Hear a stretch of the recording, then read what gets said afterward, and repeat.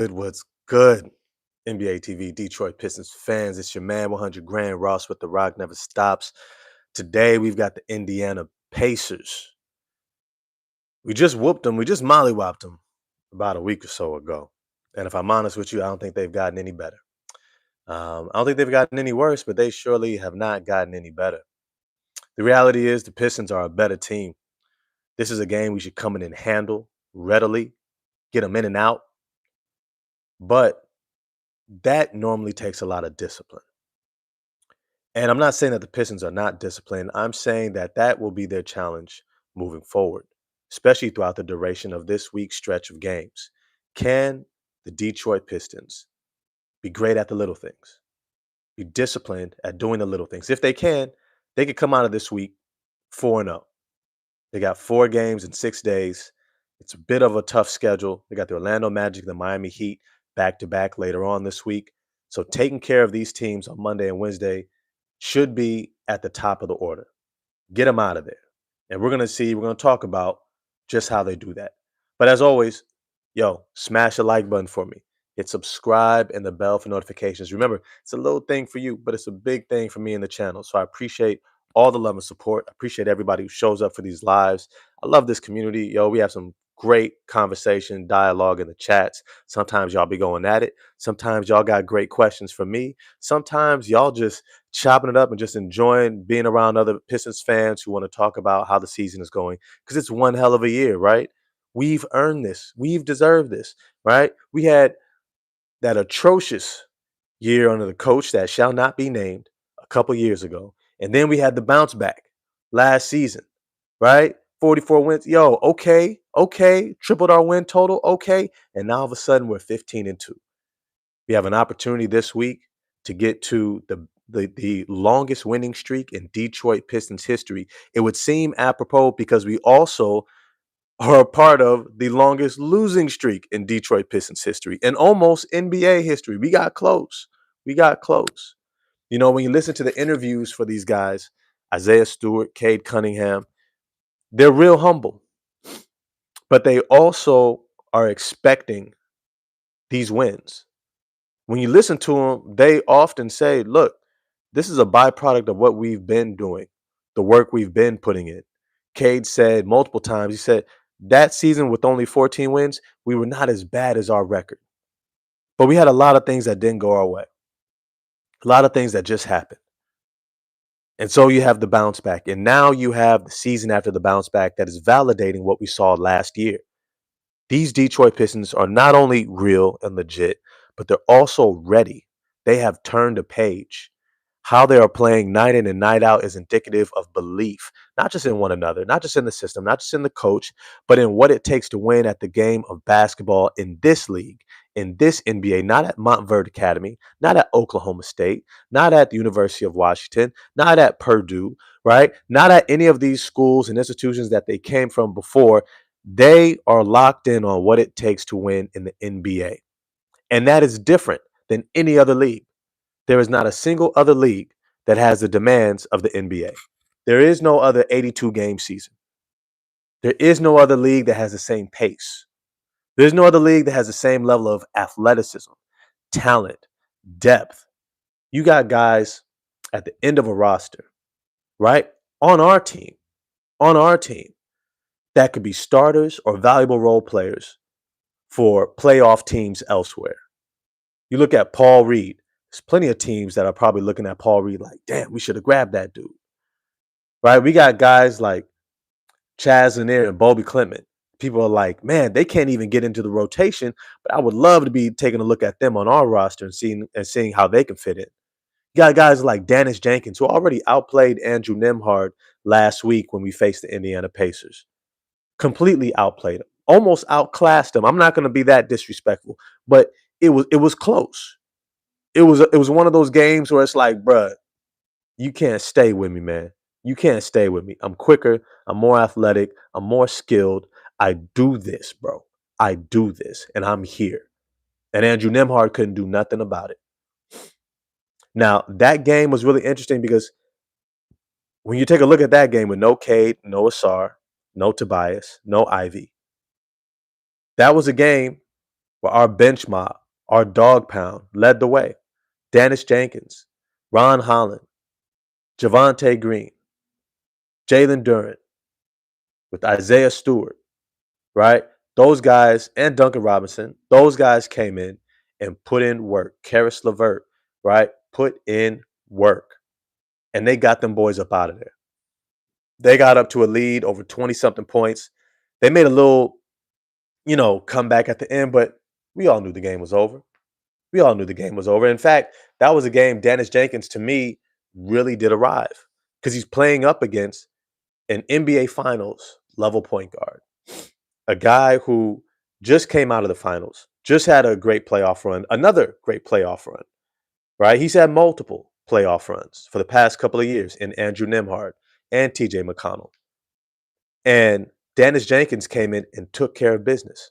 He ran our offense to perfection.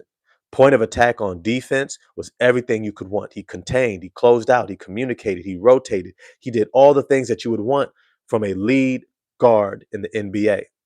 He can start for most of these teams right now. You put him on Phoenix, he could start. You put him in Memphis right now with no point guard, no Ja, no Scottie Pippen Jr., no other cat, right? He could start. Put him in Washington, he could start. Put him in New Orleans, he could start. And yet he's our sixth man, should be our sixth man. We're going to talk about that as well. So when you look at what this game looks like for the Detroit Pistons, it looks like taking care of business. The Indiana Pacers are in a space where I think they have conceded this season. I'm not saying they don't want to compete and try to win because I think they want to maintain that winning culture, but they understand they do and they don't have the dogs it takes to keep pace. Now, I will say in that game, it took Benedict Mathurin a little bit of time to get his legs and to get his rhythm. Okay. And then when he had his rhythm and Pascal Siakam were kind of doing that tandem thing, they were able to get it down, I think, to single digits. And then we pulled away. But that was without Cade. That was without Sarr's disrespectful defense. And then we didn't have Tobias Harris and we didn't have Jaden Ivey. This is a game we should put this team away. We should put this team away. Before I really dive into it, give a shout out to the chat. Salute GT Entertainment. Yo, what's good? What's good? Black Heart. Yes, we are 15-2. It's good to see y'all in the chat. It's good to see the chat family up today, ready to go.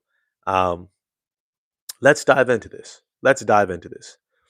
I'm curious what the starting lineup is going to look like. I'm curious. Tobias Harris, Uncle T, has been holding it down for his entire tenure with the Detroit Pistons. In fact, I know right now he's making, let me get to the salary cap here. I like to keep my notes and stats on tap. Tobias Harris is currently making $26 million, $26.5 million. He's not making anywhere near that in his next deal. At 33 years old, this is probably his last deal of his career. And more than likely, he would love to stay in Detroit. Feel good energy. He played here before early in his career. I think his wife and his family have ties here. And he's been really tremendous for us. His next contract is probably going to be somewhere in the range of 10, 12 to 15 million. Simply because of he's extremely valuable for this team in terms of leadership, in terms of his impact on our style of play, his know-how, and it's important that you have a long-standing veteran who has the ear of your young players. You can't just always cycle in and cycle through veterans because it takes time to build relationships. It takes time to understand that this guy really has your best interest in mind, cares about you, and the advice that he's giving you, even if it's advice that checks you a little bit, right? Tells you to get your stuff together, get locked in. Hey, you're not doing it right, youngster. You need to put this together and do this a little bit differently. And it takes relational time. That alone has a significant value for this team because, to be honest, we need somebody like Tobias Harris to get into Asar Thompson's ear like, hey, bro, your energy out there looks flat. Hey, bro, you need to lock in a little bit. What happened to the effort we seen in the first quarter? All of a sudden now in the third and fourth quarter, you was locking up Ryan Rollins in the first half, and all of a sudden he's getting off in the second, right? Hey, you're getting the foul, right? We need a veteran who can look them in the eye and command some respect relationally because they know he cares about them and he's legitimately a part of this group. That alone sets Tobias Harris apart, even if long term after re signing, and I mean next year and the years after, subsequently, that he's more of a reserved bench player. I think what I would do, if I was Trajan Langdon, I would give him a descending contract deal with the team option on the back end. I would say, hey, we're going to give you a 3-year descending contract. Maybe next year it's at 18 million, 15 million. Give him the incentive. Then the year after, it's at 15, 14. The year after that, it's probably at 10, 11, and maybe a team option for a 7, 8, right? So that by that fourth year, when he's 36, 37, he's pretty much a bench role player, right? He's number 10, 11, 12 on the bench, but he's in our guys' ears. He's almost like that player coach. He's playing that Udonis Haslam role, and that role is essential for playoff runs. You need someone who's been there before, who knows these guys in and out, seen their development. And I think that he would be the perfect type of guy to continue to be on this team long term. Now, that all said, I would expect him to start this game and for the duration of this season, if I'm honest. I have been a huge advocate of starting Isaiah Stewart and Jalen Duren together. I think that's still there long term because I keep saying if you're going to re sign Jalen Duren to a likely over somewhere between 28 to 32, $35 million a year contract. And then Isaiah Stewart, when it's time for him to resign in a couple of years, he's going to get close to 20 because that's what he's worth on the open market. That's what he's going to be worth on the open market. 20 to 25 million. He's a guy who can knock down threes now showing at volume. At 6'8", 7'5" wingspan, extremely tough. He may not necessarily be the starting center that you want, but he's damn sure the rotational center that you want because of his versatility, his impact on the defensive end, his ability to defend the rim, finish inside, even create and play make. He has such a diverse skill set. He is invaluable to winning on any team. So I fully expect long term after this season, he's rotated into that starting lineup alongside Jalen Duren. They're going to figure out how to cover that 3-point line. But for today, I would also not be shocked if JB Bickerstaff and his coaches decide, let's maintain this continuity of what we've had over the past year and change with Tobias Harrison starting lineup. All that said, we now have Asar Thompson, Cade Cunningham, and Duncan Robinson. D-Rob, Hawkeye, our lights out shooter, is still in the starting lineup. I like how a couple other my subscribers on this channel mentioned that Ivy should be in the starting lineup, but not until he's off minutes restriction. When he is able to play his full complement of minutes, meaning he revs up. And when I looked at the injury report for this game, it showed Jaden Ivey and Karis LeVert as probable, likely. Now, I don't even like seeing him on probable. I get it. I get it. You're trying to be careful, cautious. You never know how his knee is going to respond. But it's to say that Jaden Ivey should be good to go. He played minimal minutes last game, a couple nights ago, and now he's got today. It'll be minimal minutes again. His knee should not be aggravated. There should be no swelling. He should have been able to put enough stress tests on it leading up to his return so that he could get back into the flow of things without any setback. If not, if he's not playing tonight, I'm going to be looking real suspect at that training staff because we could have kept him out until December for another week. Give that knee some more rest. Give it some more icing. Allow him to ramp up even slower, right? Whatever we need to do, I'm expecting that when he's back, especially at his age, especially as how much time that he's had to be out and that there's been no rush. So I'm expecting Ivy back tonight.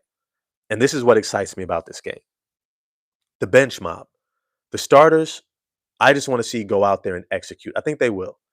With Tobias Harris, Duncan Robinson, those guys will bring the energy. Asar Thompson, I fully expect him to completely disrespect Andrew Nemhard, give him hell. Look, if you could do that to Ryan Rollins, I think Ryan Rollins is better than Andrew Nemhard. If I keep it a band with you, look, y'all don't really know this, but I follow other YouTube content creators for the teams that we face simply because I want to hear their perspective on our team and I want to hear their perspective on their team as they go up against our team. Right now, this is kind of a larger conversation about like being open minded, right? Not being so absolute and binary in your worldview that it's only about us. It's like nah, man. Listen to the rest of the league. Listen to what some of these other rosters are actually dealing with. What it means to have their superstar out, Giannis Antetokounmpo, their probably second most talented player, and Kevin Porter Jr. out. Right, Torian Prince, one of their solid veterans, high volume 3-point shooter, out. The Milwaukee Bucks are figuring things out over there. Bobby Portis got hurt. Kyle Kuzma was sick before the game. Probably shouldn't have really even played. So they were really like down bad against us. And we took care of business. Look, that happens. Injuries happen. Wasn't nobody shedding tears for us when we had Cade and Ivy out. Wasn't nobody, bringing us flowers and saying, oh, I'm so sad. You got to deal with Monty Williams. It is what it is, and we got you up out of there. But it's just to say that understanding context, also understanding that we got to face these guys again. We're going to face Milwaukee, I want to say next week or in a couple of weeks. So it's to say, I listen to other teams. I want to know what's going on. I want to make sure that I have a well-rounded view by the time I start talking about our team and how we're looking. Because it must be said, the Detroit Pistons on this streak have not, I do not think we faced one team with their full accompaniment of stars. We have not faced a single roster that has had a fully healthy team. And I'm talking about their stars. Even Cleveland didn't have Darius Garland. That's just the reality. Milwaukee didn't have Giannis. Indiana didn't have Tyrese Halliburton. Right? We have had some breaks that have gone our way. Now, I'm not trying to discredit. I'm trying to bring context. That as these teams get healthy on the back end of the season and they're ramping up and the scouting reports are fully out on us, meaning what's been working and what hasn't, because that's what teams are compiling. They're looking up at us. This is the difference between when you're the bottom feeder trying to get back into the race of things, going from 14 to 44. Nobody's really checking for you. So you're going to have some games where, hey, you know what? You just went in there and nobody really knew what to expect and you shocked them. Teams know what to expect against us, which is why you see me many times really tough on guys like Cade. Somebody was like, "Man, you always on Cade's head." I'm like, "Look, I'm not on his head as if I'm not a fan, right? Like, I love his game, bro. Like, similar to him, I was a huge Penny Hardaway, Scottie Pippen, Brandon Roy fan, right? Like those big guards, those guys who can handle, who can drop dimes and assist, do a little bit of everything." Um, Really good leaders as well. When you think about Penny, when you think about Brandon Roy, even guys like T Mac, guys who just like had incredible skill diversity with great size. Also, a big fan of his. I loved his interview with Kevin Durant. If you haven't gone and seen that interview, please go check it out. I might tag it in this video. Y'all remind me at the end. But it's to say that I'm also aware. I'm also watching. I peep game where the holes are, right? When I used to coach, and I'm not gonna, say like I'm Greg Popovich. I'm just saying I love the game of basketball, and I had wanted to be a professional coach from the time I was a little kid, right? So I always thought that way. Even when I hooped, I thought like a coach, right? I went to camps and I peep game like a coach. I listened to coaches, right? I follow Hubie Brown, right, and those guys. I listened to the Popoviches and the Van Gundy brothers, like Jeff and Stan. I really tried to learn this thing, Alvin Gentry, and I understood the politics of things, right? So by the time I'm coming here, I also was a personal trainer and got my degree in kinesiology and counseling psychology, right? So I come with my own view. So I ain't gonna discredit myself. I also ain't gonna act like I'm better than anybody. I'll say is that by the time I'm giving a critique, it's just being honest, bro. It's just being honest. Cade, you can't keep picking up the ball right past half court and getting trapped and turning it over. At this point, bro, it's just immaturity. I'm also a dad, right? If my little girl been leaving clothes on the floor at age 5, and I've been working on it at 6, 7 and 8. If she's still doing it at 8, I'm just looking at it like, what are we doing? What are we doing? We're still doing that. We're still just dropping. Like, I ain't even really got to say a lot. Right now, if Cade Cunningham goes past half court and picks up the ball and gets trapped, that's how we should all be looking at him. Like disgruntled parents who are annoyed. Like, bro, like, really? We're still doing that? We're still doing that one? We're still doing that? We've already actually solved this. You just pass it ahead. You've been doing a great job of that in previous games, especially the last game against the Bucks, right off rip. Ryan Rollins, Andre Jackson, AJ Green. Oh, they're guarding you full court. Pass it up ahead. Give it to Asar to bring up. Go ahead. Cool. I'm going to run down the court. I'm going to get the ball on the wing, and I'm going to go to work. Blow by Kyle Kuzma for the dunk. It works. It works. So you already have the solution. You already know it works to the benefit of you and the team. Right now, for you to continue to do it is just you not being focused. It's not a diss. It's not a slight. It's an observation that's honest, right? I'm your man, 100 grand. Ross with the Rock never stops. I ain't gonna front on y'all. I'm not gonna sugarcoat. I'm not gonna act like it's sweet when it's not. All right. There's certain things I'm just gonna call out. Jalen Duren, stop getting called for moving screens and not boxing out. I'm gonna be real with you. Asar Thompson, get your body language together and stay locked in. You're only gonna get 24 to 30 minutes a game. It's all good, bro. But I expect you to give us those minutes 100%. I don't want to see a dominant 6 minute stretch against Ryan Rollins. And then the rest of the game, I'm like, where are you at? And then I see like little spurts here and there. I need to see consistency. So these are things that I'm going to be calling out because I see our team's greatness. I see the levels that we have to go. And the reality is, we are talented enough to make one of those sneaky runs. When I say sneaky runs, I mean the Eastern Conference Finals run that the Indiana Pacers got to a couple seasons ago before they got to the finals last year, where everything kind of just clicked and things kind of broke their way.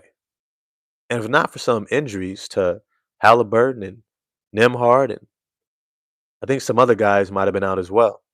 Oh, Benedict Mathurin wasn't even there, right? They might have got into the finals 2 years ago. I think we could be one of those sneaky teams this year. We could be one of those teams. We just kind of luck out. We're healthy, right? Knock on wood, because injuries happen. And then all of a sudden, we find ourselves rolling through the first round, not in the play-in. So we're rested. We're locked in.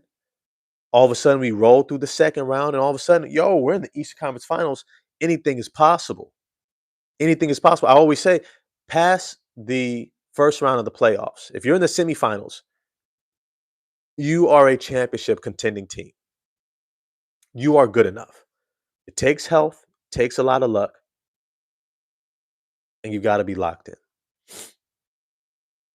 But once you get past the first round, it's open, bro. It's open. It's open. So let's dive into my expectation for this game. Real quick, 24 people in the chat, 12 likes. If you could do me a favor, smash the like button. It's a small favor, small ass, but it makes a big difference for this channel, for me. I appreciate all the love and support. I'm going to try to get to your questions and your comments in the chat, but please feel free to chop it up in there with me until I do. YY23 for life. Yo, it's good to see you. Yo, what's good? I be studying for my classes, so these lives in the East Coast clutch when the other Pistons content dries up. Salute. I appreciate you. Salute, brother. Intermittent Productions. Yo, I haven't seen you here before in the chat, but welcome to the community. It's good to see you on here. I'm telling you, I watch a lot of Pistons podcasts, and you are tapped in at a high level, my brother. You do an excellent job of breaking down the basics of the team, concepts, dynamics. Yo, I appreciate that. I really appreciate that, man. I do this for the love. I do this for the love. Leading Lions. It's good to see you in the chat. It's good to see you in the chat. Salute. Yo, the Rock never stops. Something not talked about enough these days. Groups of guys are going to go down in Detroit history for what they're doing. Yep. From losing so many to on the top of the East. Big facts. This group of guys is special. Big facts.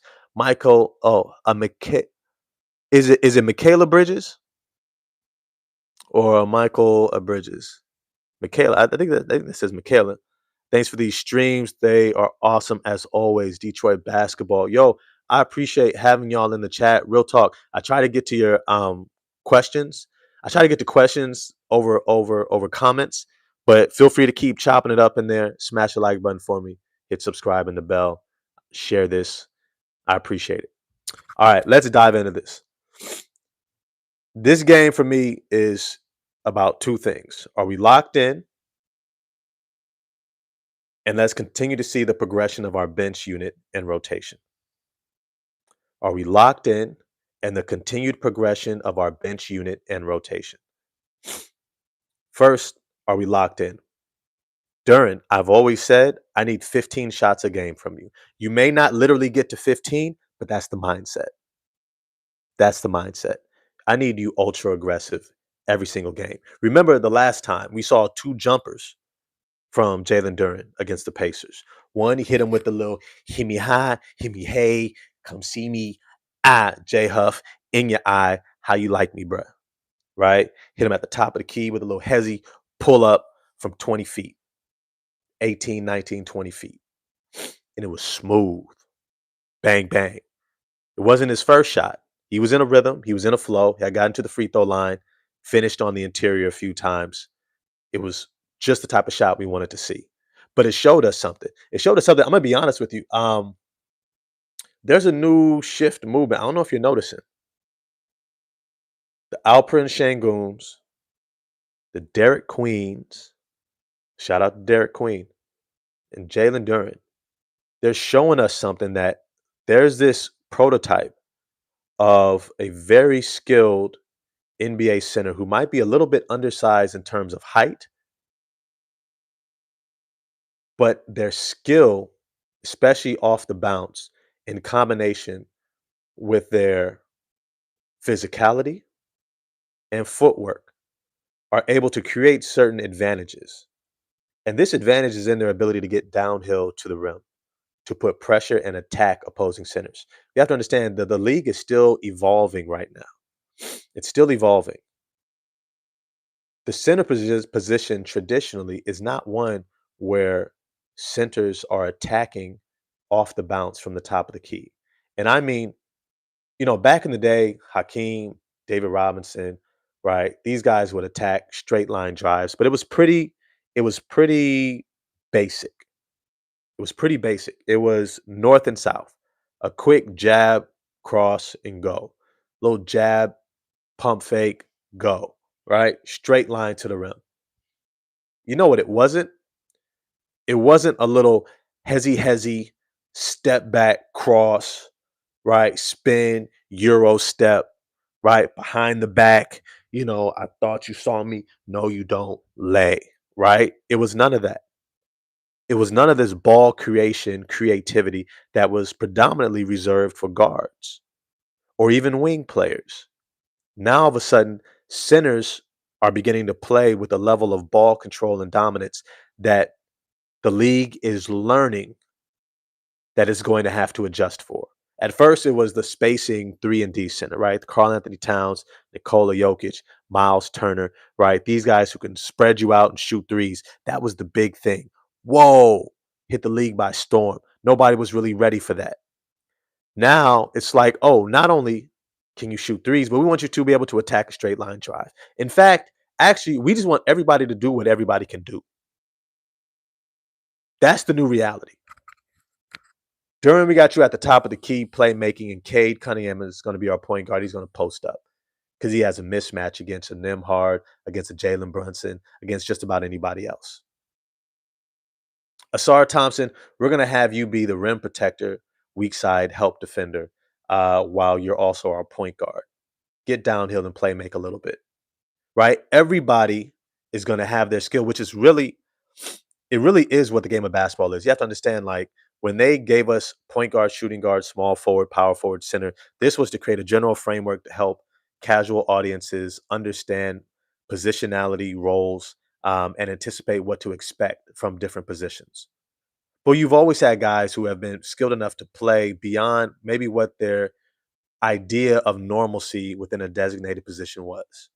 Hakeem Olajuwon, the dream, right? He had the shake, he had the shimmy, he had handle of what we're kind of seeing today. But that was rare. That was rare because the Brad Dohertys, right, the Rick Smits, the Greg Ostertags, the Sean Bradleys, these guys couldn't do anything near that. It was just a reality. But then you had guys like Sam Perkins before his time, right? Vlade Divac, Paul Gasol. Skill has always been at a premium. And if you had it at an elite level with confidence, you were one of the best in the league. You were an all-star. You were somebody who set yourself apart. Now it's becoming, once again, more of an expectation and a fundamental. Oh, yeah, Sabonis as well, right? Arvidas and DeMontis, though we never saw Arvidas in his prime. Great point. Great point in the chat. All this to say, oh, the new breed. I don't know if I've seen you in here before, but welcome to the community. Welcome to the chat. Appreciate having you in here. Let me just say this. Jalen Duren is a walking mismatch. He is a walking mismatch. So when I say that my expectation is for the starting lineup to be locked in, I should see Jalen Duren looking at the Indiana Pacers front line and seeing barbecue chicken. I'm talking cookout. I'm talking about on the grill, summertime, family reunion, church picnic, barbecue chicken. Award-winning, right? Beef ribs. I'm talking about that barbecue that has you with a to-go home plate before you even get your plate. That's what I'm talking about. That's what I'm talking about. You know what I'm talking about. Y'all know what I'm talking about. When you show up and you smell that and you get in line and you making your plate, and then just as you kind of making a dent in your plate, you go back, you grab another plate, maybe even brought your Tupperware bowl. Some of y'all are shameless, just like me. You bring your Tupperware bowl and you go over there and you go, hey, put a couple of them pieces right there in this bowl real quick. No, don't even worry about it. I talked to him. It's good. It's good. It's good. Put a little couple to the side for me right over there. No, just put it right there. Just good. You know what I'm saying? Put the foil on the plate. You know what I'm saying? Put it right over there. Don't put it where people can see. You just put it right over there. Because I know there's going to be fire. And I'm going to finish my plate. And everyone else is going to go back for seconds. And it's going to be gone. And I'm going to be mad I didn't have some to take home. So I need to put a little bit to the side. Because it's barbecue. That's how Jalen Duren should be looking at the Indiana Pacers front court. Ain't nobody that can do nothing with him. Isaiah Jackson can't do nothing with him. Can't do nothing with him. Hot links. Jay Huff, who? Who? That dude? Can't do nothing with him. Pascal can't do nothing with him. Jarris can't do nothing with him. They made the mistake of getting rid of James Wiseman. I understood it at the time. They need to bring him back. They need to bring him back. They ain't got size. They ain't got size. But I also, like I said before, premise, Indiana Pacers are content with not having a big year. This is their gap year. Tyrese Halliburton is out. They will probably address that center position in the offseason. They're going to figure something out, try to get a high draft pick, figure out their stuff with Benedict Mathurin. Do we sign him for a large extension or not? And then they're going to have their rotation looking to make a bounce back for the NBA Finals. Right? My goal, if I was the Indiana Pacers, I'm not playing Pascal Siakam over 28 to 30 minutes a game. Period. I'm not burning him out. I'm not wearing him out. No Thomas Bryant either. Yep, you're right. You're right. They let him go. But Thomas Bryant's like neither here nor there. Like, come on. It's Thomas Bryant. Thomas Bryant might as well be Jay Huff. Inconsequential. Right? I think they got Tony Bradley still there too. Right? All this to say is it's barbecue chicken. Jalen Duren, I expect to be dominant from beginning to end. In his minutes, in his 26 to 28 minutes in this game, he should be dominant. I need to see him with 7 to 10 free throws. I need to see him with at least 12 to 15 shot attempts. I need to see the jumper. I need to see the playmaking. I need to see I'm an all-star. who's playing for his contract year, and against this divisional rival whom we have struggled against, who just went to the finals, I'm making a statement against you that you are going to have to deal with me for the foreseeable future. For the next 5 years, just make sure this offseason, when you address your front court, you think about me. Because that's what you want the Detroit Pistons front office and Trajan Langdon to be thinking about. How do we get through the teams that we got to see the most? Eastern Conference teams, teams within our division. How do we stack up against them? Because these are the wins you got to count off. West Coast road trip. Okay, we're going to see the team once in their building, once in ours. Okay, cool. Won't see them again until the finals potentially. Okay. But a team in the East that I got to see 3 times, 4 times within our division, that's who I need to know that the guys that I re-sign can make sure that we can beat them. That's how you keep your job as Trajan Langdon. Jalen Duren, I need to see dominance. I need to see you get back to double-digit rebounds. I really do need to see that. I need to see, I need to see big ticket energy. Big ticket energy. You remember Kevin Garnett? You remember Kevin Garnett? Minnesota Timberwolves? His first nickname was the Kid. I think that could also work for Jalen Duren too. The Kid. But then he became known as the Big Ticket. Doug, what's good? It's good to see you in the chat. Salute to you, brother. I appreciate you being here today. Kevin Garnett was known as the Big Ticket. Why do I want to use that term for Jalen Duren? Because that is what he should aspire to be. The Big Ticket. Kevin Garnett was quoted saying 20, 10, and 5. That is what he expects of himself night in, night out. Over 20 points, over 10 rebounds, over 5 assists. That's how he grades his own performance. Those are his own expectations for himself. Jalen Duren, you need to start having expectations for yourself that we shouldn't have to pressure you into, encourage you into, critique you into. I expect to see 20-10 and at least 3 or 4 assists. Not getting into foul trouble. I want to see dominance. Let me keep moving forward. Uncle T, Tobias Harris, you're going to do what you do. I'm not worried about you. 33 years old. I ain't got to tell a grown man to be a grown man. You just do grown man things. Whether you make your shots or miss it, you are going to contribute to winning. Salute to you. Shout out to Uncle T, letting us know how it gets down, how we should be playing. Asar Thompson, are you locked in? Can you do me a favor?